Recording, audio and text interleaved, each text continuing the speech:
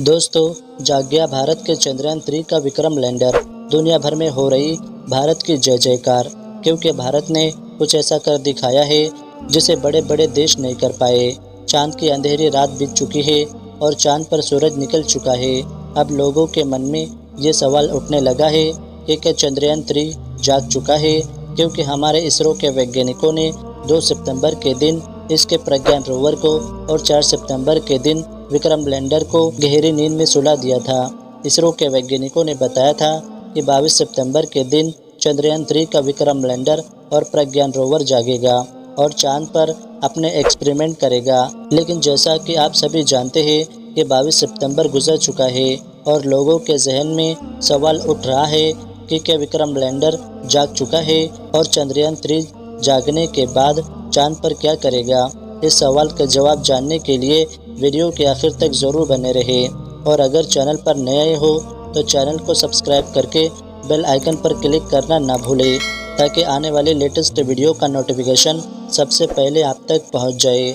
दोस्तों, इसरो के वैज्ञानिकों ने चंद्रयान-3 के विक्रम लैंडर और प्रज्ञान रोवर को इस तरीके से पार किया था कि जैसे ही चांद पर सुबह हो और सूरज की किरण चांद की धरती पर पड़े तो प्रज्ञान रोवर और विक्रम लैंडर के सोलर पैनल पर रोशनी पड़ सके, जिससे कि दोबारा चार्ज हो जाए और फिर से अपने एक्सपेरिमेंट को पूरा करे। चांद के दक्षिणी ध्रुव पर 4 सितंबर के दिन रात होना शुरू हो गई थी। जैसा कि आपको मालूम होगा कि चांद पर पृथ्वी के 14 दिन के बराबर एक रात होती है और एक दिन 14 दिन के बराबर होता है।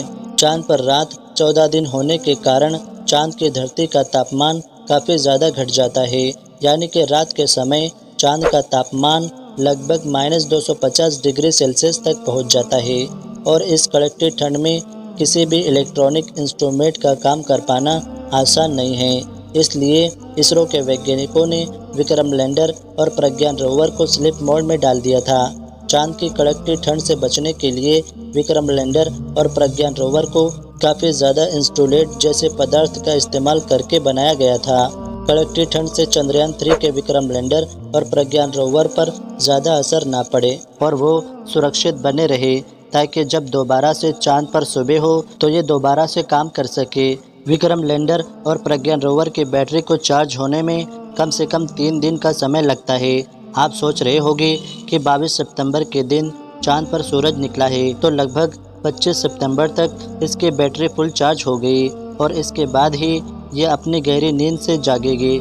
लेकिन ऐसा बिल्कुल भी नहीं है। इसके लिए आपको बता दें कि चांद के दक्षिणी ध्रुव पर 19 सितंबर के दिन ही सूरज निकल चुका था और अब चांद पर सूरज को निकले करीब 3 दिन से ज़्यादा हो चुके हैं और अब तक चंद्रयान-3 के विक्रम लैंडर और प्रज्ञान रोवर की बैटरी पूरी तरीके से चार्ज हो चुकी है।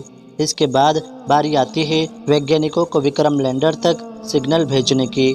विक्रम लैंडर को स्लीप मोड में डालने से पहले इसरो के वैज्ञानिकों ने पहले प्रज्ञान रोवर को स्लीप मोड में डाला था, क्योंकि जब इसरो चंद्रयान-3 से संपर्क करता है तो सबसे पहले वो चांद के ऑर्बिट में घूम रहे चंद्रयान-2 के ऑर्बिटर को सिग्नल भेजते हैं। उसके बाद ऑर्बिटर धरती से सिग्नल को रिसीव करके विक्रम लैंडर के पास भेजता है।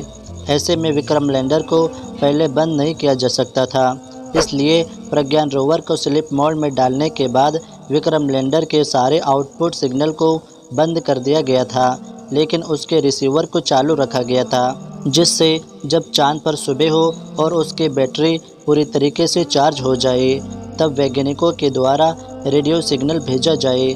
उसके बाद धरती से भेजे गए रेडियो सिग्नल को रिसीव करके जाग जाए और उसके बाद प्रज्ञान रोवर को भी जगा दे। चंद्रयान-3 ने चांद पर बहुत सारे तत्वों की खोज तो कर ली थी, जिसमें oxygen, sulphur, manganese, aluminium, titanium, chromium और आयरन जैसे अन्य तत्व शामिल थे। प्रज्ञान रोवर ने चांद पर लेज़र डिटेक्शन के द्वारा ऑक्सीजन की खोज तो कर ली थी, लेकिन हाइड्रोजन की खोज कर पाना बाकी था। जैसा कि आपको मालूम होगा कि पानी हाइड्रोजन और ऑक्सीजन से मिलकर बना होता है। अगर चांद की धरती पर हाइड्रोजन की खोज हो जाती है तो चांद पर पानी पाए जाने की पुष्टि की जा सकती है। हमारे चंद्रयान-3 का प्रमुख मकसद चांद पर सॉफ्ट लैंडिंग करके पानी की खोज करना था। आज के दिन वैज्ञानिकों द्वारा विक्रम लैंडर के पास रेडियो सिग्नल को भेजा जाएगा, क्योंकि अब चंद्रयान 3 के विक्रम लैंडर की बैटरी पूरी तरह से चार्ज हो चुकी है और चांद पर सूरज को निकले लगभग 3 दिन हो चुके हैं। वैज्ञानिक विक्रम लैंडर को जगाने के लिए सही मौके का इंतज़ार कर रहे हैं, जिससे कि विक्रम लैंडर का टेम्परेचर भी सही सलामत हो जाए।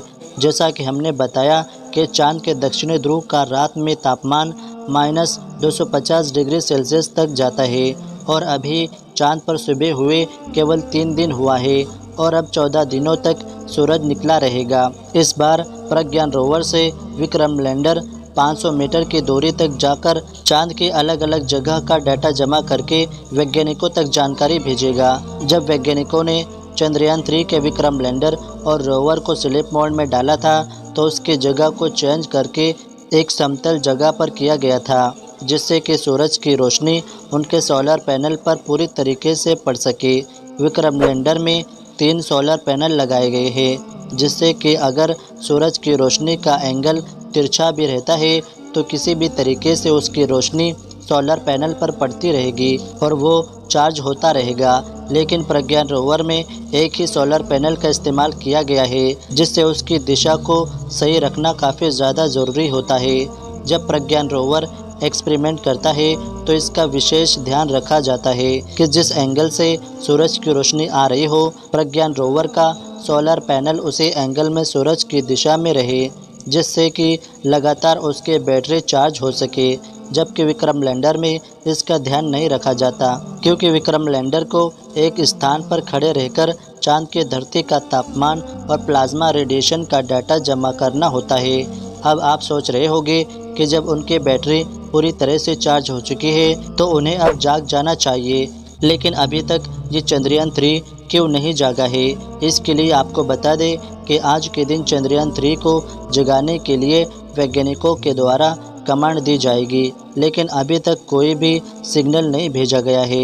इसलिए अभी भी चंद्रयान 3 का विक्रम लैंडर सो रहा है। भारत के सभी लोगों में डर का माहौल है। चंद्रयान 3 आज के दिन जागेगा या फिर नहीं, क्योंकि वैज्ञानिकों के द्वारा चंद्रयान 3 से संबंधित कोई भी जानकारी नहीं दी जाती है। तब तक हमें सही जानकारी मालूम नहीं चलेगी कि हमारे चंद्रयान 3 का विक्रम लैंडर अभी भी सही सलामत सही से बचा हुआ है या फिर चांद पर कड़ाके की ठंड में नष्ट हो चुका है।